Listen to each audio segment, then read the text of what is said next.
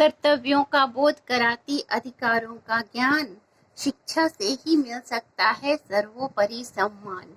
इस सुविचार के साथ मैं अर्चना आर्यानी आप सबका the Bihar teachers history makers मेरा मोबाइल मेरी शिक्षा के इस मंच पर स्वागत करती हूँ, प्रणाम करती हूँ, साथ ही शिक्षकों का अभिनंदन करती हूँ और फिर से अपनी क्लास की शुरुआत करती हूँ।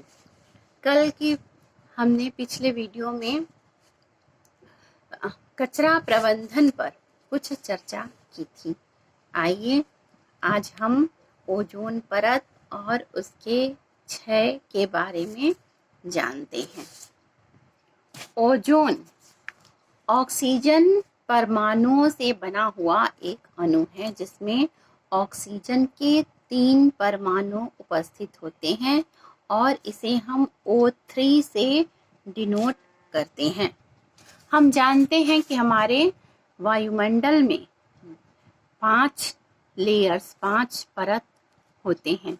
पहला ट्रोपोस्फियर अर्थात क्षोभ मंडल, दूसरा स्ट्रेटोस्फियर अर्थात समताप मंडल, तीसरा मेसोस्फियर अर्थात मध्यमंडल, चौथा थर्मोस्फियर या आयनोस्फियर अर्थात तापमंडल या आयनमंडल और पांचवा एक्सोस्फियर अर्थात बहिर्मंडल। तो इसमें जो दूसरा है अर्थात स्ट्रेटोस्फियर या समताप मंडल, उस समताप मंडल के नीचे और पृथ्वी की सतह से लगभग 10 से 50 किलोमीटर की दूरी के बीच में ओजोन का एक परत, एक लेयर पाया जाता है। यह ओजोन परत पृथ्वी को अल्ट्रावायलेट रेज से, जो पराबैंगनी किरणें हैं, उनसे बचाता है। यह पराबैंगनी किरणें या अल्ट्रावायलेट रेज पृथ्वी पर रहने वाले जीवों, विशेषकर मनुष्यों के लिए हानिकारक होती है। यह मनुष्य में मोतियाबिंद, आंखों का कैंसर, त्वचा का कैंसर, मेलानोमा इत्यादि बीमारियों को उत्पन्न करती हैं।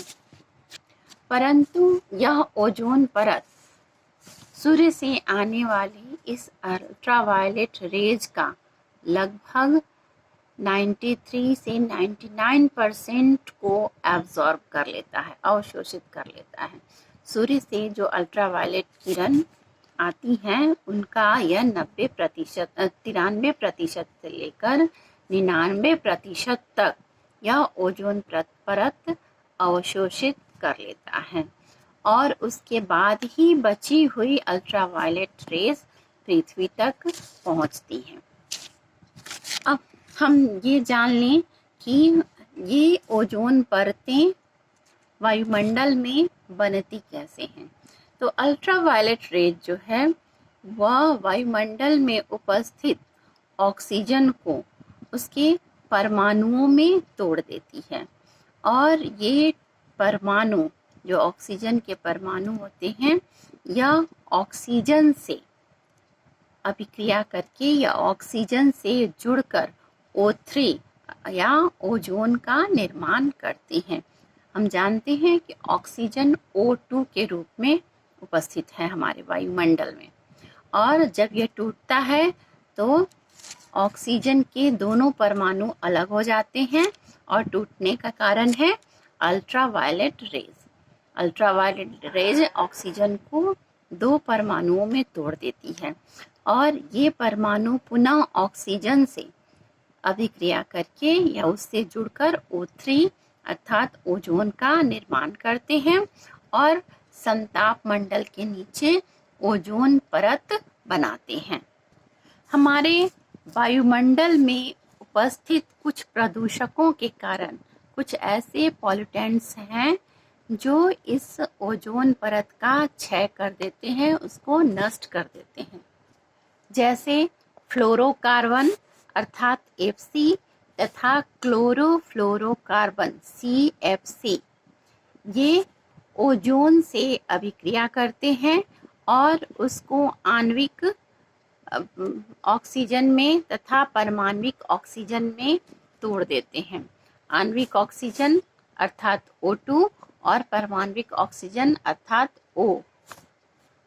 इस तरह से ओजोन परत में उपस्थित ओजोन का अवक्षय हो जाता है, वह ओजोन नष्ट हो जाता है और टूटकर ऑक्सीजन तथा ऑक्सीजन का परमाणु बनाता है।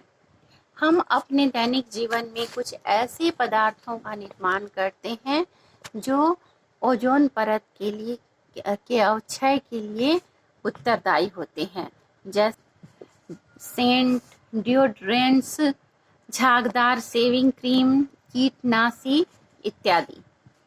ये डिब्बों में रहते हैं और झाग के रूप में बाहर निकलते हैं। इन्हें एरोसॉल कहा जाता है।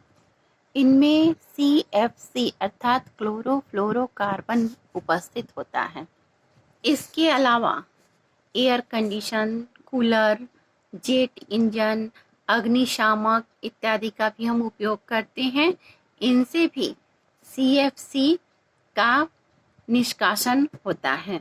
यह CFC वायुमंडल में पहुंचकर ओजोन का क्षय करते हैं, नष्ट करते हैं। अध्ययन से पता चलता है कि अंटार्कटिका के ऊपर ओजोन परत में इतनी गिरावट आई है कि वहाँ एक छिद्र बन गया है जिसको हम ओजोन छिद्र कहते हैं। वैज्ञानिकों का लगातार प्रयास जारी है कि इस ओजोन परत में इस प्रकार के छिद्र न हो और जो वो हैं भी वे कैसे भरे जाएं ताकि हमारी पृथ्वी सुरक्षित रहे। तो हमें इस ओर भी ध्यान देना होगा कि हम वैसे चीज़ों का उपयोग कम से कम करें जो ओजोन परत में छिद्र का कारण बनते हैं और हमारी पृथ्वी को प्रदूषित करते हैं। अब यह लेसन समाप्त होता है। आज के लिए बस इतना ही। फिर मिलेंगे अगले वीडियो में अगले मटेरियल के साथ, दूसरे नए मटेरियल के साथ। तब तक के लिए धन्यवाद।